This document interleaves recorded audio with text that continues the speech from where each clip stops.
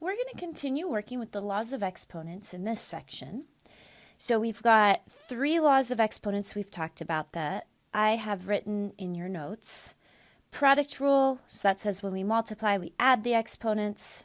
The power rule, when there's parentheses, we multiply exponents. And finally, if we have a quotient, we subtract the exponents.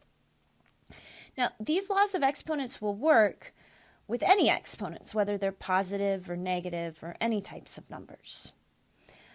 So let's just do some practice. And in each of these problems, we're going to use the laws of exponents, and then we're going to write our final answer with positive exponents only. So example 1 is a product. That means we have to add the exponents.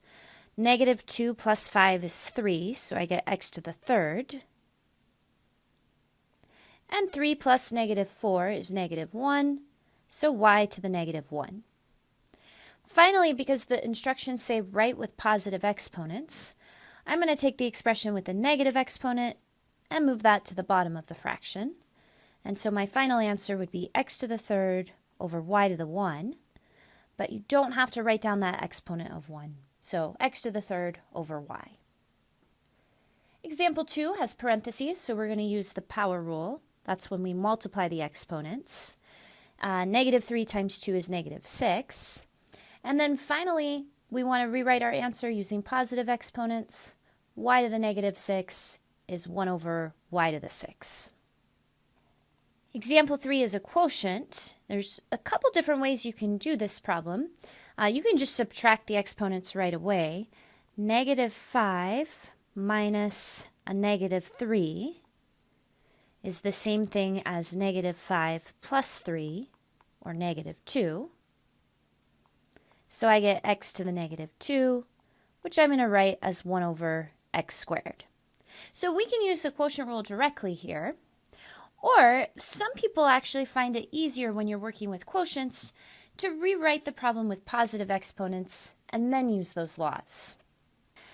Both of the x's have negative exponents, so we can flip them to the other side of the fraction bar, and we can rewrite the problem as x to the third divided by y to the fifth. So I've just taken this problem and rewritten it using positive exponents. Then we could subtract the exponents, but what I'm going to do, and this only works when you have positive exponents, is I'm going to think of this problem as a fraction, and I'm going to reduce. I have an x to the third on the top, and if I want to cancel that out, I have to take 3 away from 5, and that leaves me with just a 1 on the top and an x squared on the bottom.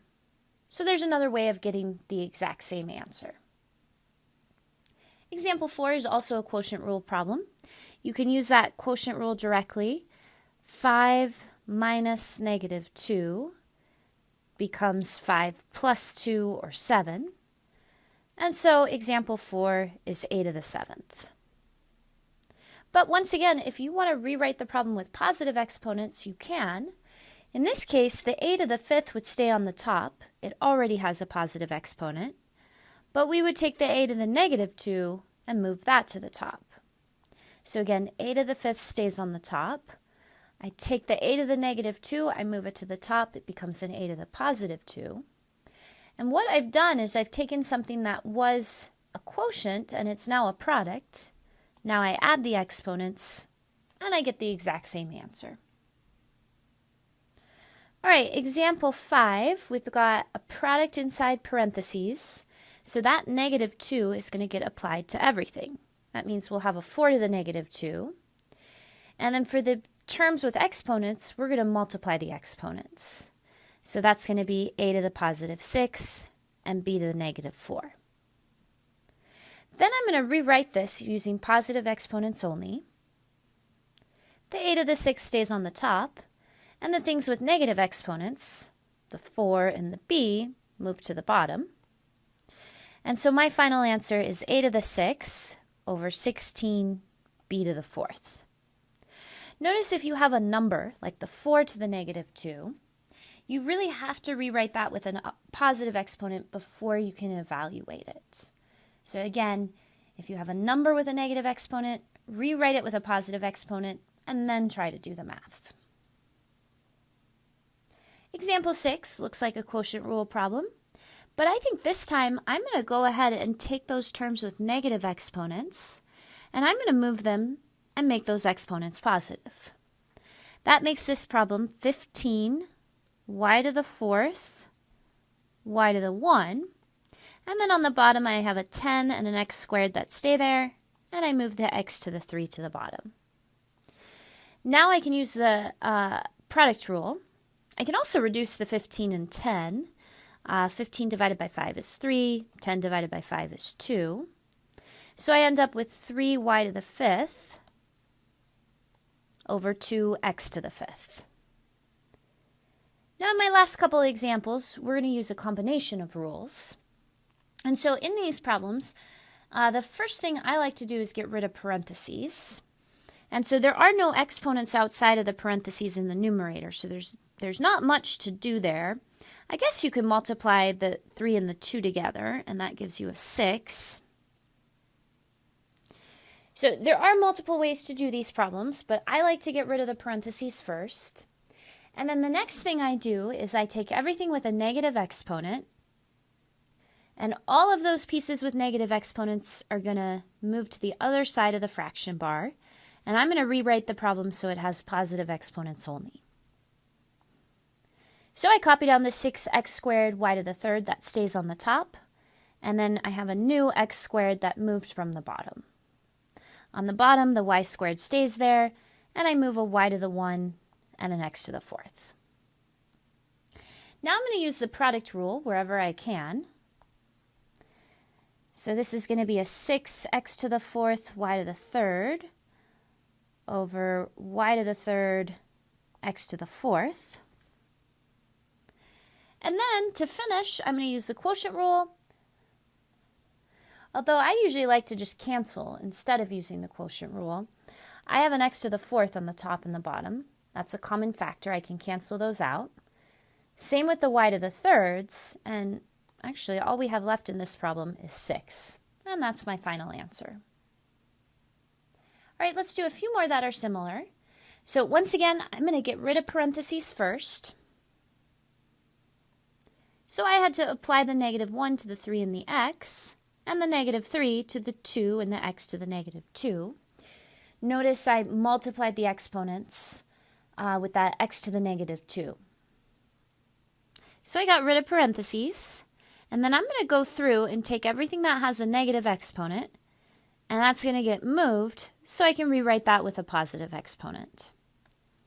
So in the top, all I have left is the x to the 6. On the bottom, a 3x, 2 to the 3rd, and that x to the 10th.